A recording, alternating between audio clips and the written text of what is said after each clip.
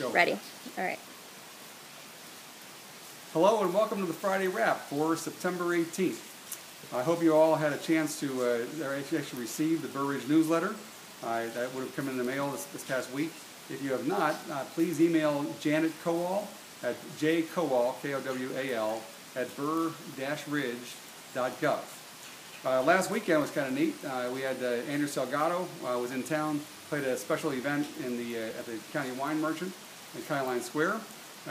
He was in town to play at Darien Fest, his hometown. That was kind of neat. It's also great to see my old friend Kathy Weaver, the Mayor Kathy Weaver as well. If you didn't get a chance to check that out, you might want to do that next year. This past week it was pretty busy in town as far as the village meetings. We had a village board meeting on Monday night. The main topic, the longest topic that was discussed, was the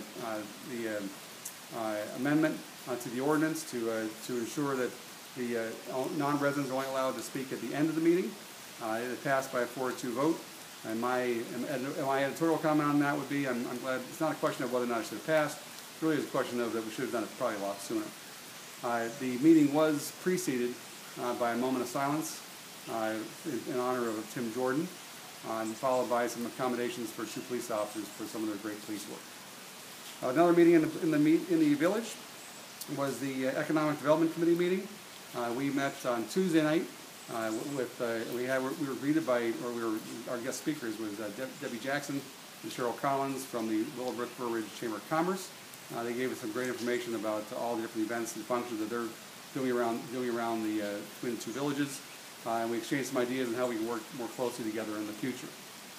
Also, this week I went with Steve Stricker, and I went to the DuPage Mayors and Managers Conference, held an innovation celebration dinner event out at the Hilton Hotel out in Lisle.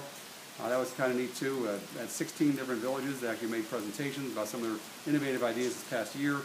Naperville ended up winning for their alternative vehicle they're using in place of fire trucks, which will help save them some money on fire trucks, as well as actually those stops that don't require some of the heavy equipment. And Bartlett won it. It was kind of neat. They won it for best presentation.